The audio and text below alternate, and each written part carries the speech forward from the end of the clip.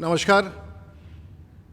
और सबसे पहले तो आज मैं थोड़ा सा असहज हूँ और मुझे इसलिए असहजता महसूस हो रही है कि कोविड के समय सब दुख में हैं, संकट में हैं, अपने परिवार के लिए चिंतित हैं और मुझे बड़े असहज वातावरण में ये प्रेस वार्ता करना पड़ रहा है।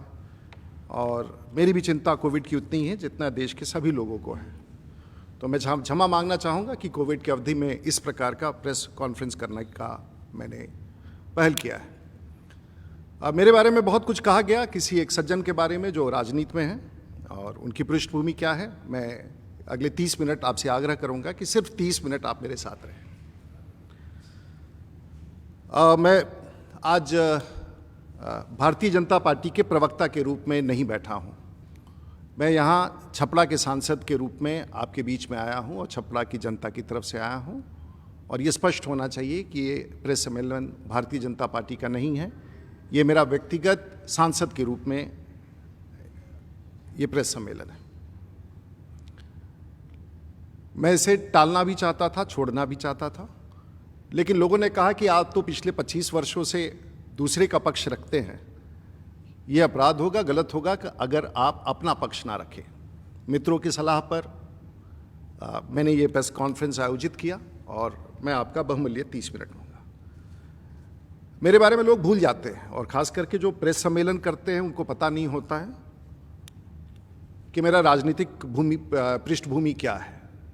तो मैं मूलतः एक पॉलिटिकल आदमी हूँ। पंजाब विश्वविद्यालय से छात्र राजनीति से प्रारंभ होकर के बिहार लौट करके 1990 में विधायक बना, 96 में लोकसभा में आया और तब मैं भारतीय जनता पार्टी में था। उसके पहले मेरी पृष्ठभूमि चंद्रशेखर जी के साथ रही। मैं छात्र जनता का राष्ट्रीय अध्यक्ष था, पंजाब विश्वविद्यालय का महामंत्री, अपने कॉलेज का अध्यक्ष। वहाँ से चल के लगभग 4 बार मैं लोकसभा में जीत के आया हूँ और पार्टी ने मुझे 2 बार राज्यसभा में काम करने का मौका दिया। तो मोटे तौर से मैं राजनीतिक जीवन में मेरे 30 वर्ष पूरे हो गए हैं और मैं ईश्वर का आभार व्यक्त करता हूं कि मेरे जैसे छोटे आदमी को भी राजनीति में इतने लंबे अरसे तक काम करने का मौका मिला। मैं आभार व्यक्त करता हूं उन सभी लोगों का जिन लोगों ने मेरा आज तक साथ दिया और इसलिए मैंने आवश्यक समझा कि अपने बारे में इस उम्र में आकर के सफाई देना पड़े। लेकिन आज के परिस्थितियों का हालात ऐसे हैं कि कई बार कहीं वो विषय आपके लिए जीवन भर का टेम्पलेट ना बन जाए। तो मैं आज उस राजनीति से जो राजनीतिक ताकत दिखा करके लोगों को असहाय करते हैं, मैं उनकी आवाज़ के रूप में आया हूं, जो जिसके खिलाफ कोई आवाज़ नहीं उठा सकता है, कोई बोल नहीं सकता है। और उसका कारण मैं बताऊंगा। चाहे वो कोविड के दौरान काम करने वाले डॉक्टर हों, सरकारी कर्मचारी हों, बिहार के अधिकारी हों, वरिष्ठ अधिकारी हों, स्वास्थ्य विभाग के वरिष्ठ अधिकारी हों, पैरामेडिक्स हों, दवा के दुकानदार हों और बहुत सारे लोग जो व्यवसायी हों, जो डर से नहीं बोल सकते हैं, मैं उनकी आवाज़ बन के, वैसे पुलिस के अधिकारी, वैसे लोग जो दमन के शिकार हुए हैं पिछले 30 वर्षों में, उनका वकालत लेके आया हूँ। और मैं ऐसे ही कोई बात नहीं रख रहा हूँ। मेरा व्यक्तिगत किसी से कोई झगड़ा नहीं है। राजनीतिक जीवन में मैंने कभी किसी से झगड़ा नहीं किया है, मैंने किसी का बुरा नहीं किया है। लेकिन जो सच है, और बिहार के मुख्यमंत्री एक बार हमेशा ये कहते हैं कि कानून का राज्य होना चाहिए। हमारा भी ऐसा मानना है कि कानून का राज्य होना चाहिए और इसलिए मैं आपके बीच में आया हूं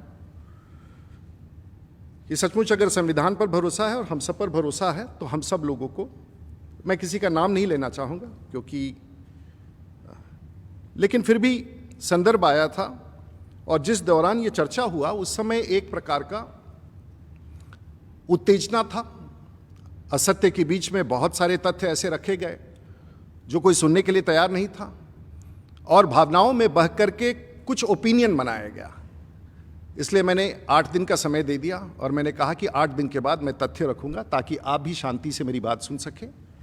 जो सही हो, मैं अगर गलत हूं तो गलत ही होऊंगा। गलतियां तो सबसे होती है, लेकिन वैसी गलती जो आपराधिक रूप से हो, मैं नहीं समझता हूं कि मैं करने का कभी मैं उसकी ताकत रखता हूं या मैं उसकी उस तरह से हूं। बहुत सारे ऐसे तथ्य प्रकाश पे आए हैं जिसका मैं आपके सामने लाना चाहूँगा और मैं नहीं जानता हूं कि बिहार की सरकार ने या देश की सरकार ने किसी पूर्व सांसद को कैसे ये अधिकार दिया कि वो बिहार के कॉन्शियंस कीपर हो जाएं और इंस्पेक्टर हो जाएं, डीजी हो जाएं, क्या हो जाएं नहीं जान जाएं, जगह जगह अस्पतालों में जा कर के सिर्फ बुराइयां ढूंढना। कमियां हो सकती हैं, देश भर में बहुत सारी स्थितियां, सब राज्य सरकारें लगी हुई हैं अपनी अपनी ताकत से, सब लोग लगे हैं। अगर कोई ये दावा करता है कि मैं ही लगा हूं तो ये अनुचित है। बहुत सारे ऐसे लोग हैं जिनके बारे में हम जानते नहीं हैं।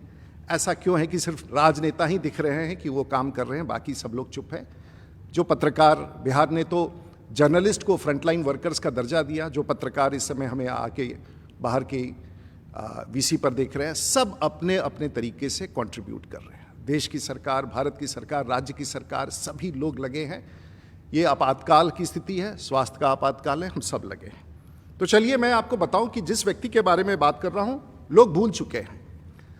अपराधी अगर किसी मंदिर में बैठ जाए तो संत नहीं हो जाता, और यहां मैं उसी विषय को दोहराना चाहूंगा और मैं आपको शुरू करूंगा। हम और आप चुनाव लड़ते हैं, चुनाव में एफिडेविट देते हैं और वो सबसे सही माना जाता है।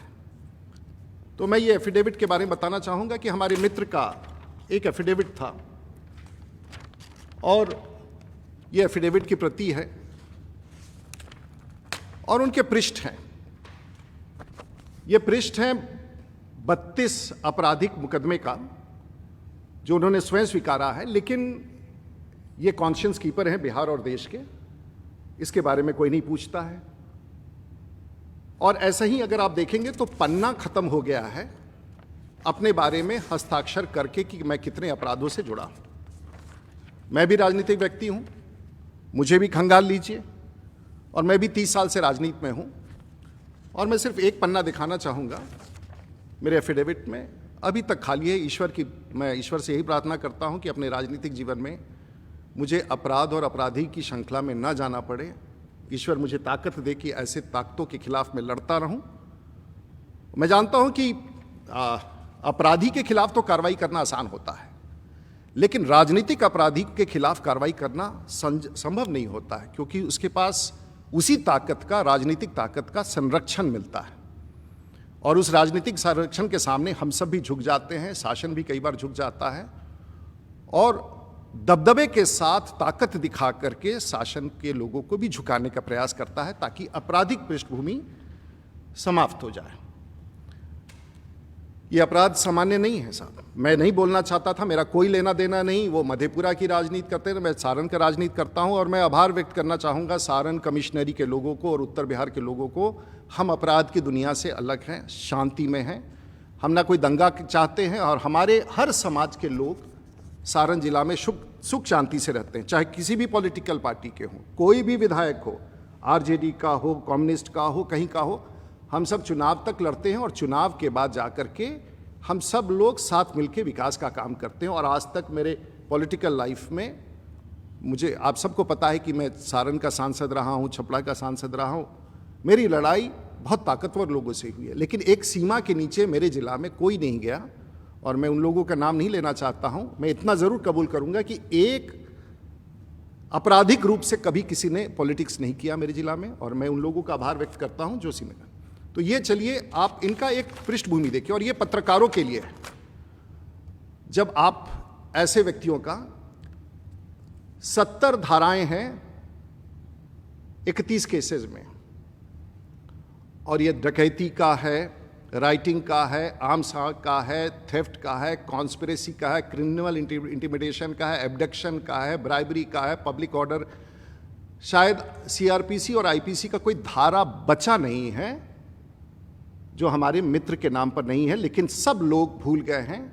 और पिछले 30 साल में ये सभी कई केसेस चार्जशीट हो चुके हैं, कई के कॉग्निजेंस हो चुके हैं, कई पर अब भगवान जाने कैसे कोई। और मैंने खंगाल डाला पूरी दुनिया के राजनेताओं के इतिहास को, पूरी दुनिया में। और मैं न Guinness book of world record में, न Limca book of world record में, कोई भी दुनिया का ऐसा पॉलिटिशियन नहीं होगा जिसकी ये आपराधिक भूमि हो, आपराधिक बैकग्राउंड। मुझे बहुत खराब लगता है, उनके ही परिवार हैं, बच्चे हैं मुझे, लेकिन मैंने उनको बुलाया नहीं था अपने यहाँ। मैंने उनको नहीं कहा था कि मेरे यहाँ आकर के कीजिए। मैंने कोई गलती नहीं की थी उस विषय पर भी। और मैं एपोलॉजेटिक नहीं हूं, मैं दावे के साथ कह रहा हूं कि मैंने तो इतना आपराधिक मामला, कोई भी धारा नहीं बचा है अगर ध्यान से देखेंगे, और वो सब छिपा हुआ है, कोई जानता नहीं है।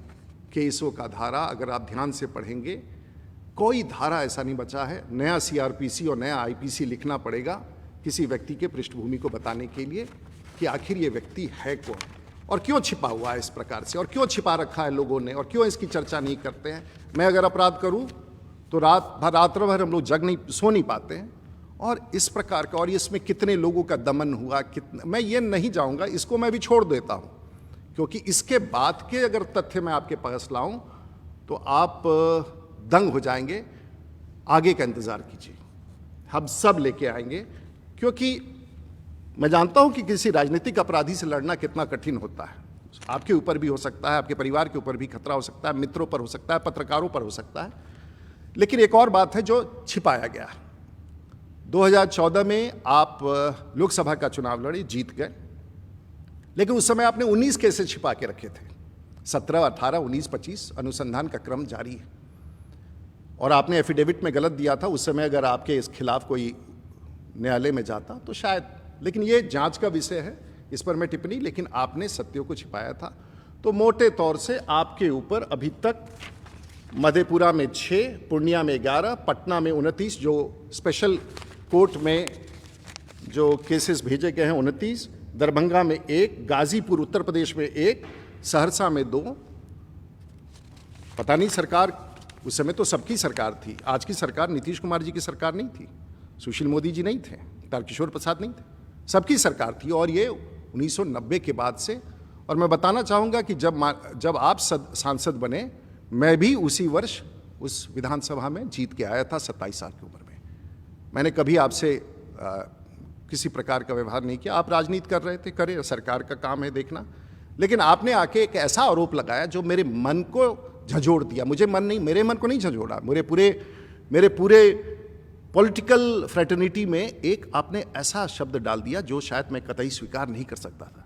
मजबूरी में ये मैं प्रेस कॉन्फ्रेंस कर रहा हूँ कि तथ्य, और ये भारतीय जनता पार्टी का नहीं है, राजीव प्रताप रूडी का, और ताकि ये रिकॉर्ड पर रहे, कभी भी इस लिंक को उठा के कोई देख सकता है।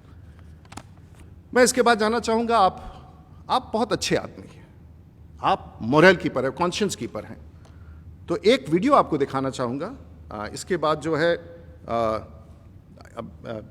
B9 तक तो दिखा दिया।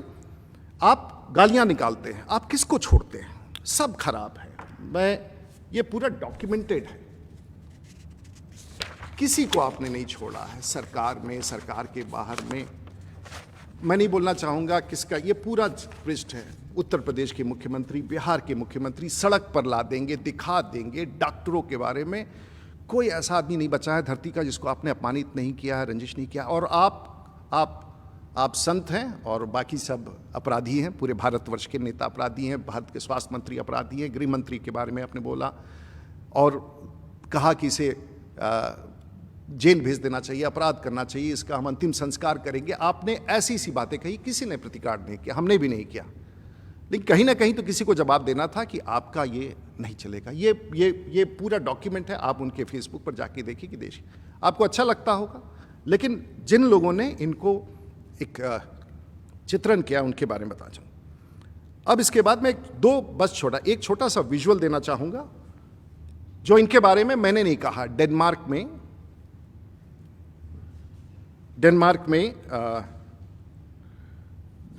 में किसी ने जाने के बाद, ये गलत हो सकता है लेकिन मैं नहीं जानता हूं कि अर्नब गोस्वामी इतना बड़ा गलती क्यों करेंगे। आप देख ले, इसको 30 सेकंड का है, सिर्फ याद कराने के लिए कि ऐसे भी लोग हमारे राजनीतिक जीवन में हमारे सलाहकार हैं और हमें कॉन्शियस कीपर, हमें गाइड करते हैं पॉलिटिक्स के बारे में, राज्य शासन को, मुख्यमंत्री को।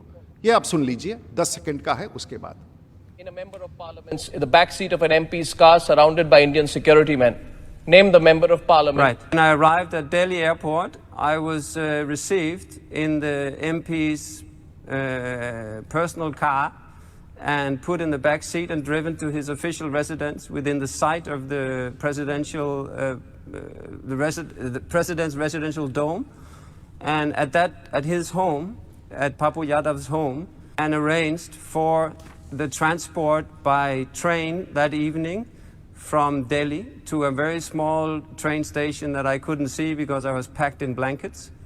Another diplomatic, or what should I say, official car was waiting, plus 2 other cars with AK-47 guards, who then drove me directly from the platform of the station over the border into Nepal and dropped me at the bus depot on the Nepali side, from where I escaped back to Denmark. But ये पुरलिया किम Davy हैं जो अभी Denmark में हैं, सही है, CBI जांच अभी तक कर रही है। पुरलिया, क्षमा कीजिए मैं क्यों लाता, मेरा क्या लेना देना है, सरकार देखेगी। लेकिन अगर आप एक सीमा से पार करके लोकतंत्र को अपने हाथ में ले तो ये है। अजीत सरकार हमारे साथ विधायक थे और उस केस में अजीत सरकार की हत्या हुई, लोग भूल गए हैं। अजीत सरकार उस समय विधायक थे और सुप्रीम कोर्ट में आप वर्षों तक आप जेल में रहे, आपको कोर्ट ने कन्विक्ट किया और पटना हाई कोर्ट से आपकी रिहाई हुई। लेकिन सच्चाई ये है कि रिहाई के बाद भी आज आपका मामला सुप्रीम कोर्ट में सीबीआई ने पिटीशन किया। आप 5 साल तक सांसद रहे, आपने इसको, मैं नहीं कहूँगा, सुप्रीम कोर्ट जानता है।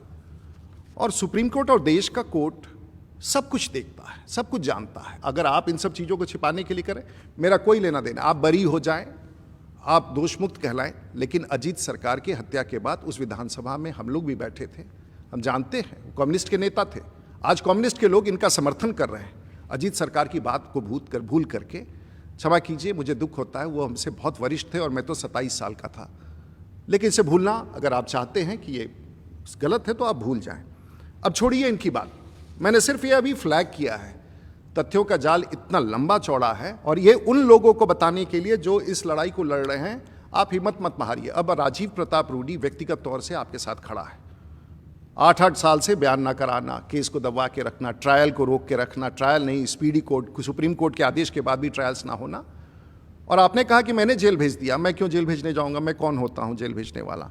आपके खिलाफ वारंट था, ये वारंट निकला हुआ था आपके खिलाफ मार्च के माह में, ये वारंट था। मार्च में तो घटना नहीं घटी, मैं तो आपका कुछ नहीं हूं। अगर मार्च के महीना में ये जुडिशियल मजिस्ट्रेट का ये अगर नीचे ये देखिए 22 मार्च 2021 का है, ये additional chief judicial magistrate Madhepura. मेरा कोई लेना देना नहीं, मेरे मित्र नहीं है। कोर्ट का संज्ञान लिया, गलती से ये लगता निकल गया है, क्योंकि इस तरह की केसेस 20-20 साल से आपने दबा के रखा है। मुझे विश्वास है कि न्यायालय अपना कार्य करेगा और बहादुरी के साथ सरकार ऐसे तथ्यों को प्रकाश में लाएगी और उनका न्याय जो वर्षों से नहीं मिला है उनको मिलना चाहिए। मैं बहुत भारी और दुखी मन से इन विषयों को रख रहा हूँ। मेरा ये काम नहीं है, मैं कोई विसिल ब्लोअर नहीं हूँ, मैं कोई रॉबिन हुड नहीं हूँ, मैंने राजनीति कभी इस प्रकार से नहीं किया है। और मेरा आपके प्रति संवेदना भी है, क्योंकि आप बीमार हैं। मुझे दुख है इन सब बातों को रख के, क्योंकि दिन प्रतिदिन सोशल मीडिया पर मुझे जिस प्रकार से आप ट्रोल कर रहे थे तथ्यों के अभाव में, अब मैं अपने जीवन के प्रयासों के बारे में कहूँगा। मैं कोई सरकारी कर्मचारी नहीं हूँ, एक जनप्रतिनिधि हूँ और जो विषय आया है उसके बारे में बता करके मैं अपनी प्रेस वार्ता समाप्त करूँगा। और मैं कोई महिंद्रा का डीलर नहीं हूँ, मेरे पास कोई शोरूम नहीं है, मेरे पास कोई एजेंसी नहीं है, मैं एम्बुलेंस का एजेंसी नहीं चलाता हूँ। मैं वर्षों से, जब मैं हारता हूँ जीतता हूँ, मैं कुछ काम लेके अपने क्षेत्र में चलता हूँ एक्सपेरिमेंट में, क्योंकि जहाँ सरकार नहीं कामयाब होती है मैं सरकार के एक्टिविटी को सप्लीमेंट करता हूँ। और मैं दावे के साथ कह सकता हूँ कि भारत में अगर सबसे बड़ा संगठित और व्यवस्थित एम्बुलेंस नेटवर्क अगर कहिए है तो राजीव प्रताप रूडी ने उसे संचालित किया है। कमियां हो सकती हैं, थोड़े कम हो सकता है, कम मरीज पहुंच सकते हैं, लेकिन 24 घंटे का ये काम जारी होता है। मैं आपको कुछ दिखाऊंगा और इसके बाद स्वयं आप तय कर लीजिएगा कि मैं कितना बड़ा गलत काम करता था। पहले तो कहा गया कि ये एम्बुलेंस मेरे घर में लगा है। मैं लोगों को बताना चाहूँगा कि पटना जाने के बाद ये मेरा घर है। वैसे इस घर को नक्सलियों ने उड़ाने का कोशिश किया, ये पुराना घर है, 100 साल पुराना, और मैं यही रहता हूँ। पीछे भी एक घर है, आगे भी है, और ये मेरा घर है और मैं यहीं रहता हूँ। जब मैं गांव में जाता हूँ मैं अपने संसदीय क्षेत्र में ही रहता हूँ, ये मेरा घर है। तो ये बहुत पुराना घर है और यहाँ कहीं एम्बुलेंस नहीं है। उन्होंने बार बार कहा कि उनके घर में एम्बुलेंस चुरा के छुपा के रखा गया था। अब आप आइए जहाँ एम्बुलेंस खड़े थे, उस तस्वीर को देखिए और ये है एक बहुत ही आधुनिक सामुदायिक केंद्र जिस पर भी आरोप लगाए गए और ये कहा गया। अब आप देखिए सामुदायिक केंद्र को, जहाँ कुछ संचालन के दृष्टिकोण से यहाँ पर बहुत प्रकार का ट्रेनिंग होता है, बहुत प्रकार का काम होता है लोगों के बीच में, और मुझे लगता है कि एक सबसे अच्छा कम्युनिटी सेंटर जहाँ हर प्रकार का काम चलता है, आयुष्मान के कार्ड बनते हैं, लोगों गरीबों को मदद होता है और आगे भी कई योजनाएं हैं, ये है। और इस स्थान को उसने, और इसमें दीवार भी नहीं है, कहीं चहरदीवारी भी नहीं है। एम्बुलेंस को अगर छिपा के रखना है तो चहरदीवारी में बंद करके रखना होता है। यहाँ कहीं भी चहरदीवारी नहीं है, यहाँ कुछ नहीं है, आप सीधे जा सकते हैं। तो कोई भी आदमी किसी के हाथे में प्रांगण में घुस जाए। अब हम लोग आगे चलते हैं कि ये था ये समुदाय केंद्र। जो जानते हैं सारण को, वो जानते हैं मैं किस प्रकार से। ये जमीन के बारे में कहा गया, ये जमीन जहां सामुदायिक भवन में 9 करोड़ रुपया, भगवान जाने कहां से 9 करोड़ का फिगर आ गया इनके पास। करोड़ से नीचे तो बात ही नहीं करते हैं ये तो सरकार के नाम से पंजीकृत जमीन है। और मैं ये सब सरकार के नाम से, राज्यपाल के बार बार कहा, मेरे परिवार के लोगों का, ये सब देख सकते हैं, ये सब सरकार के नाम से पंजीकृत जमीन है। ये पूरा का पूरा एफिडेविट जमीन सरकार के नाम से निबंधित है और एक एक पैसा सरकार का है, संपत्ति सरकार की है। कहा मेरी निजी संपत्ति है। चलिए, पॉलिटिक्स में इस प्रकार के आरोप लगते हैं, मुझे इससे कोई आपत्ति नहीं है, लेकिन सच बोलना चाहिए। और किसी विषय को जलाने के लिए, किसी को भड़काने के लिए आपने कहा एम्बुलेंस छिपा के रखा था, मैंने कुछ नहीं छिपा के रखा था। और ये भी बताना चाहूँगा कि जो 2019 में, मैं ये एम्बुलेंस का काम कोई कोविड में नहीं कर रहा हूँ, मैं एम्बुलेंस का काम पिछले 10 वर्षों से कर रहा हूँ, लगातार कर रहा हूँ, लोगों तक पहुँचा रहा हूँ, उसमें सुधार कर रहा हूँ। और ये एक व्यवस्था के तहत है। ये डिस्ट्रिक्ट में जितने 40 के आसपास जो ये समिति बनी हुई है, इसके अध्यक्ष डीडीसी है, ये उसका है डिस्ट्रिक्ट मजिस्ट्रेट का। देखिए, ये इस पर पंचायत की मुखिया को दिया जाता है।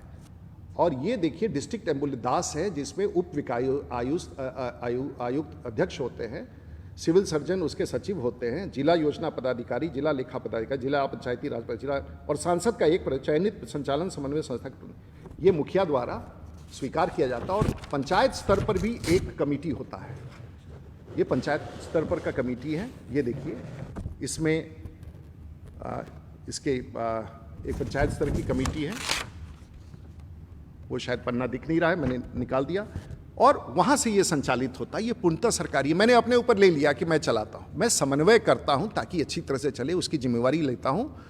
4 लाख रुपए में तो एक नाली बनता है गांव का, पता नहीं कई बार बनता है नहीं बनता है। 4 लाख रुपए का एम्बुलेंस मेरा ये कमिटमेंट है। और मैं कहता हूँ 4 लाख रुपए से अगर किसी एक व्यक्ति का एक कार्यकाल में एक एम्बुलेंस से अगर जान बच गया, तो मैं समझता हूं कि वो 4 लाख रुपया सरकारी पैसे का सदुपयोग हुआ।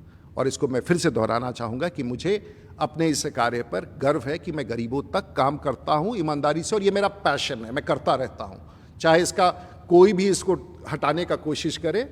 आपने ये कह दिया कि हमारे ये कैसे मुखिया लोग चलाते हैं। पंचायती राज संवैधानिक अधिकार के तहत पंचायतों में मुखिया का सबसे बड़ा भूमिका है।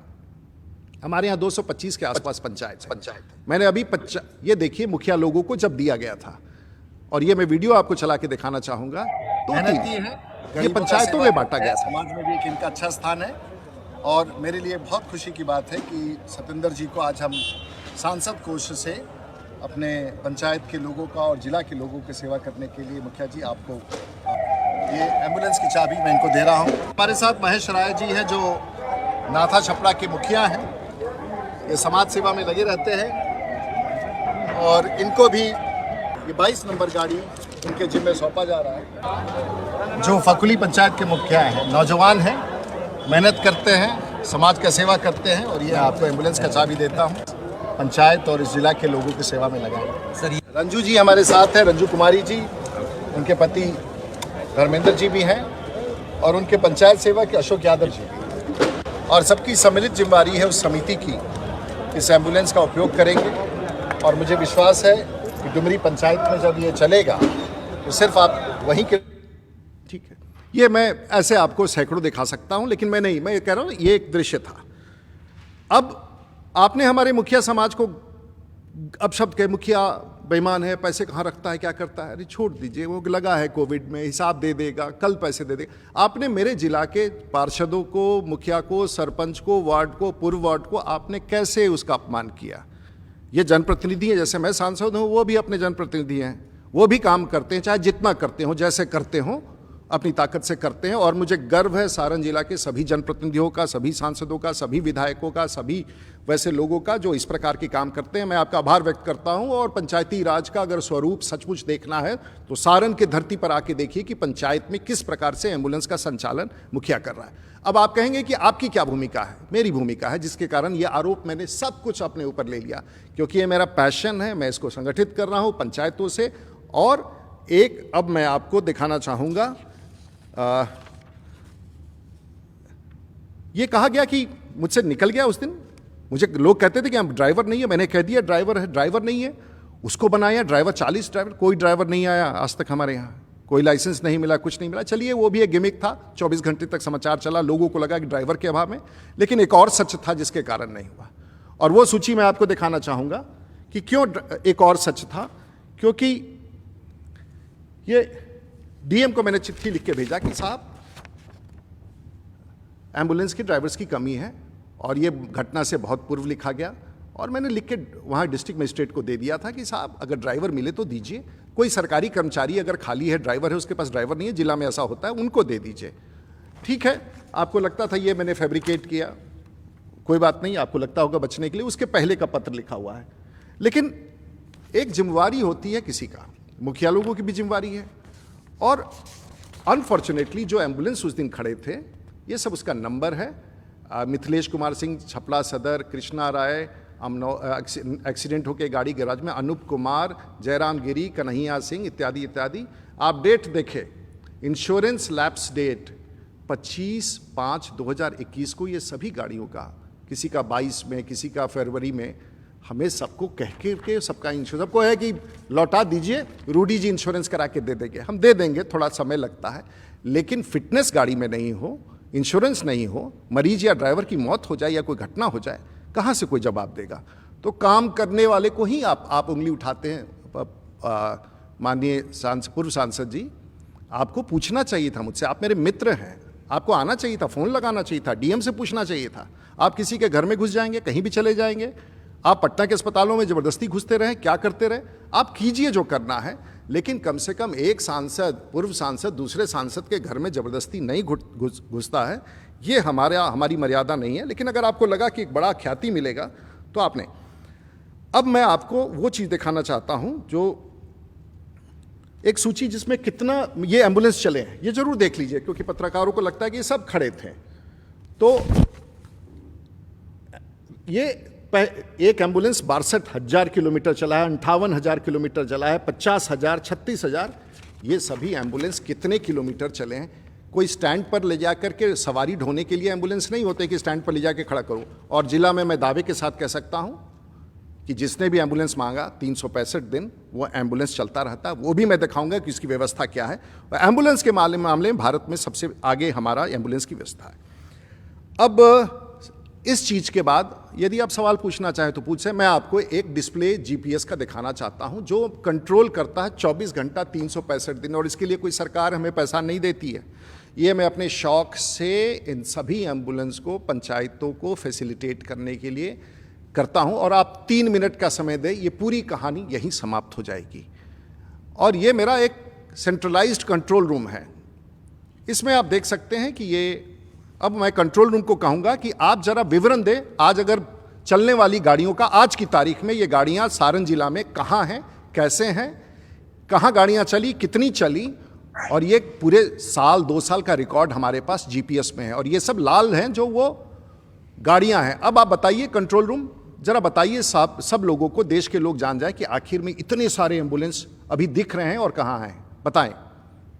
नमस्कार, माननीय सांसद राजीव प्रताप रूडी जी के कंट्रोल रूम में आप सभी का स्वागत है। जैसा कि हम सभी देख रहे हैं, ये नक्शा छपरा जिले का नक्शा है, जिसके उत्तरी और पूर्वी छोर पर गंडक नदी का किनारा है जो बगल के जिला मुजफ्फरपुर को जोड़ता है, और दक्षिणी और पश्चिमी छोर से लेकर पूर्वी छोर तक गंगा नदी का किनारा क्षेत्र है जो राजधानी पटना को सीधा संपर्क देता है। यहाँ सभी एम्बुलेंस जो हम देख रहे हैं ये 3 रंग के दिख रहे हैं, एक लाल है, एक पीला है और एक हरा है। लाल रंग के वैसे सभी एम्बुलेंसेस हैं जो रेडी टू सर्विस मोड में खड़े हैं। पीले रंग के एम्बुलेंसेस वैसे हैं जो घंटे पहले 2 घंटे पहले कहीं ना कहीं से चल कर आए हैं, मरीज को सेवा देकर या तो पार्क हैं या फिर वापस लौटने की स्थिति में इंतजार कर रहे हैं, मरीज को लेकर लौटे या मरीज की तरफ से सूचना प्राप्त हो जाए कि अब सब कुछ ठीक है तो वे लौट जाए।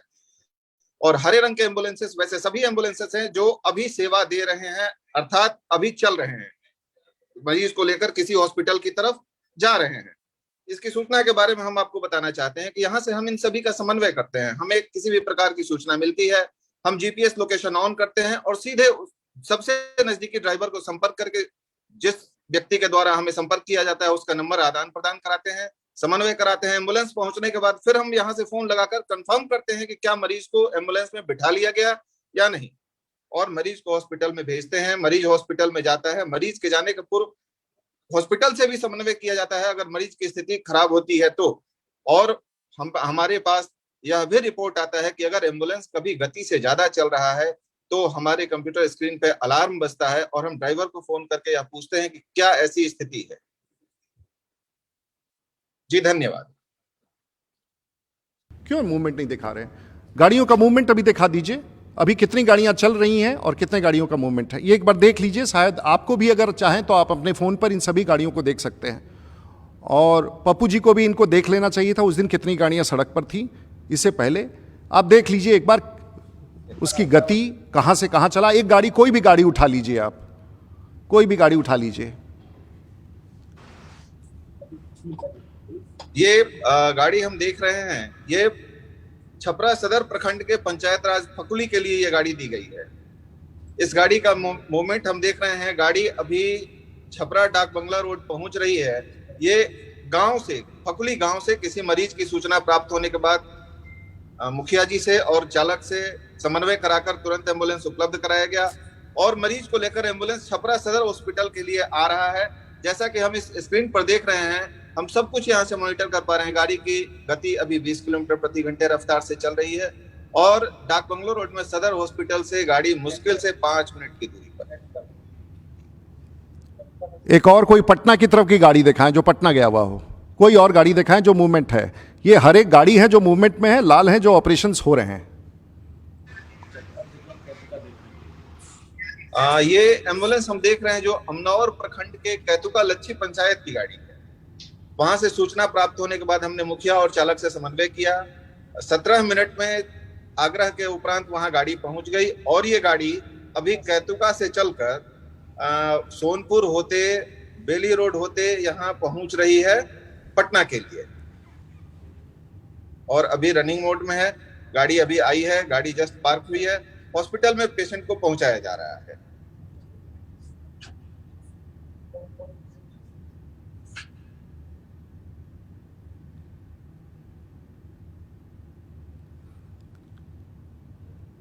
अगर एक और कोई दिखाना है दिखा दे। उसके बाद इस प्रकार से आप देख सकते हैं, अगर आप बैठ के अपने टेलीफोन पर आप हमारे कंट्रोल रूम से प्राप्त कर लें और कोई भी एम्बुलेंस को किसी भी समय देख लीजिए। माननीय मुखिया लोग पहुंचा रहे हैं, मैं उसको मदद करता हूं, इसलिए ये गाड़ी की गति 40 किलोमीटर है और ये भी है अगर ये 100 को पार करता है गाड़ी तो रेड अलर्ट आ जाता है और 100 किलोमीटर पार करते के साथ हम उसको तुरंत कहते हैं कि भाई गाड़ी क्यों तेज चला रहे हो। ये तो ऑटोमेशन है, जीपीएस पर है और ये छपड़ा रेवा मुजफ्फरपुर रोड पर भी गाड़ी है, साफ आ रहा है स्क्रीन पर और पिछले 6 महीने का आपको रिकॉर्ड मिल जाएगा। आप किसी गाड़ी को कहीं उठा ले, इसने अपनी गति कम कर ली। अब इस गाड़ी की गति 85 किलोमीटर है जो बहुत ज़्यादा है। हो सकता है किसी इमरजेंसी में लेके आ रहा हो, तो कहाँ ये गाड़ी है, किसके पास ये गाड़ी है, किस गति से चल रही है, कौन पेशेंट है, कब जाना है, कितने बजे जाना है। कभी आपको भगवान न करे कि इसकी ज़रूरत पड़े, सारण जिला में आप कभी बीमार ना पड़े। कुछ कमियां होती हैं, सब जगह नहीं कई बार पहुंचे, लेकिन वो बहुत रेयर है। लोगों से पूछना चाहिए, ना कि बाहर के नेताओं के पास इस विषय को लेकर आना चाहिए। मैं आप पूछेंगे ये कैसे होता है, आखिर ये सूचना क्या है, तो मैं आपको दृश्य दिखाता हूं एक जहां से ये संचालित होता है, जहां पर ये कंट्रोल रूम है और ये कंट्रोल रूम का आप लेके आइए और दिखाइए दृश्य। ये प्रत्येक दिन का रिपोर्ट आता है मेरे पास। ये देखिए कंट्रोल रूम है, ये कंट्रोल रूम है और इसका वीडियो देखिए। ये 24 घंटा चलता रहता है। ये मेरे आपको विश्वास नहीं होगा कि किसी सांसद ने इस प्रकार की व्यवस्था कर रखी है। मैंने कर रखा और इतना सिर्फ एम्बुलेंस के लिए नहीं है।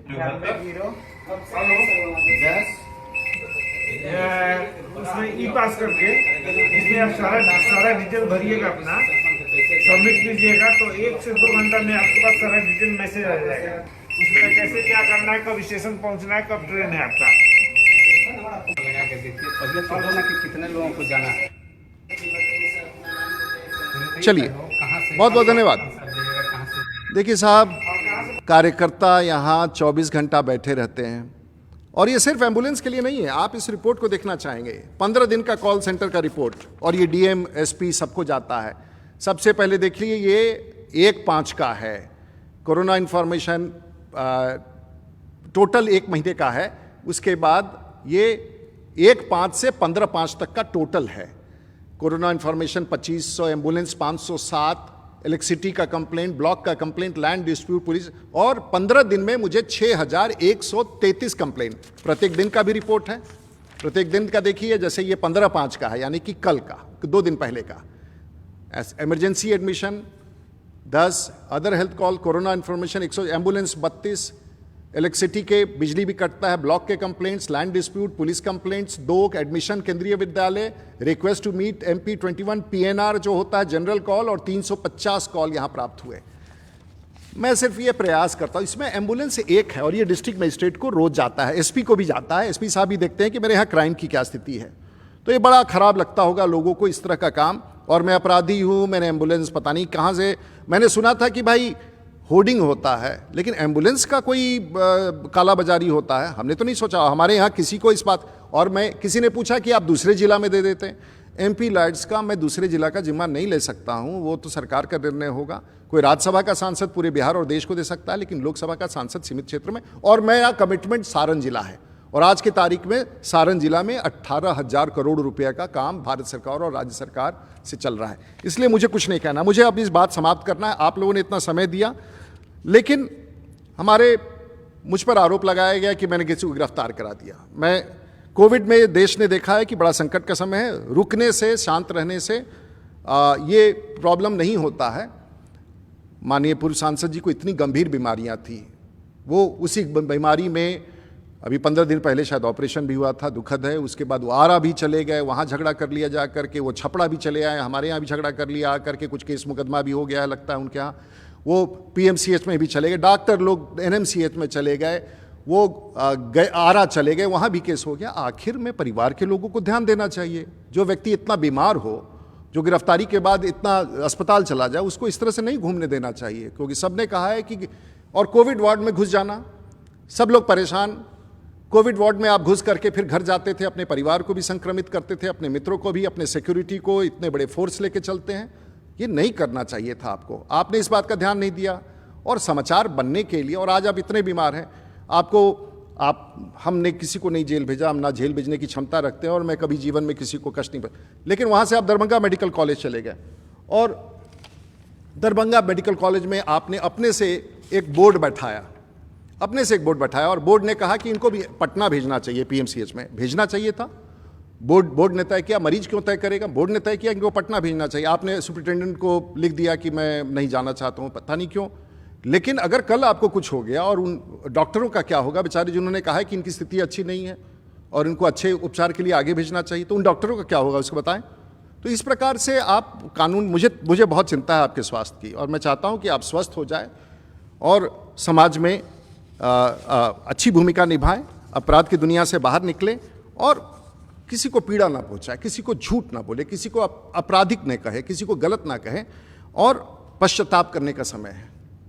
उम्र में हर कोई आदमी को पश्चाताप, गलतियां सबसे होती हैं, पश्चाताप करना चाहिए, झूठ नहीं बोलना चाहिए, और आरोप नहीं लगाना चाहिए, वो टिकता नहीं है। और एक बात कहूँ, मैं सबसे पहले आभार देना चाहूँगा, आपने सबको आरोपित किया। देश के प्रधानमंत्री काम कर रहे हैं कोविड में, बिहार के मुख्यमंत्री जिनको आपने बहुत कुछ खरी खोटी, बिहार के मंत्रियों को, सुशील मोदी जी को, बिहार के तमाम नेताओं को, उत्तर प्रदेश के मुख्यमंत्री ने आपका क्या बिगाड़ा था। उत्तर प्रदेश के मुख्यमंत्री को आपने जो ट्वीट पर कहा है वो मैं दोहराना नहीं चाहूँगा। आपने भारत के स्वास्थ्य मंत्री को, आपने किसको छोड़ा है, आपने किसको बख्शा है।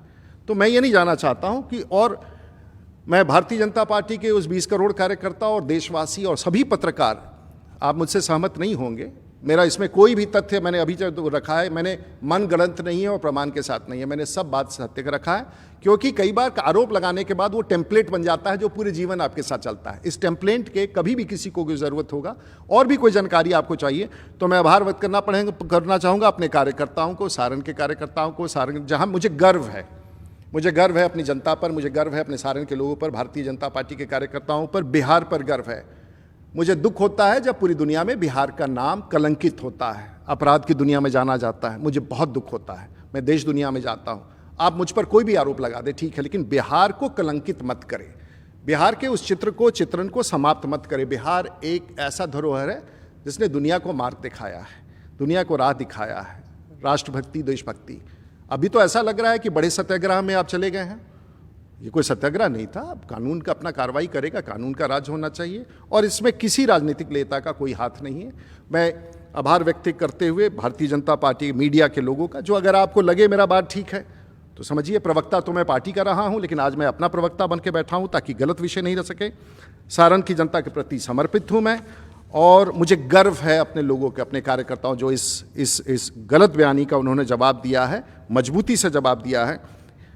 मैं इस बात को फिर मैं फ्रंट फुट पर, मैं कोई अपोलोजेटिक नहीं हूँ इस विषय को लेकर कि मैंने कोई गलत नहीं किया है, इसलिए मुझे लगा कि आना चाहिए।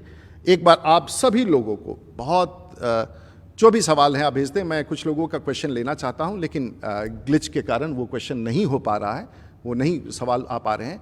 तो फिर से एक बार पूरे बिहार के तमाम भारतीय जनता पार्टी के कार्यकर्ता, हमारे पार्टी के नेता डॉक्टर संजय जायसवाल, उनकी पूरी टीम, देश के नेता मिस्टर नड्डा और उनकी पूरी टीम, आप कोविड में लगे हैं, करोड़ों कार्यकर्ता सभी दल के, सभी पार्टी के लगे हैं।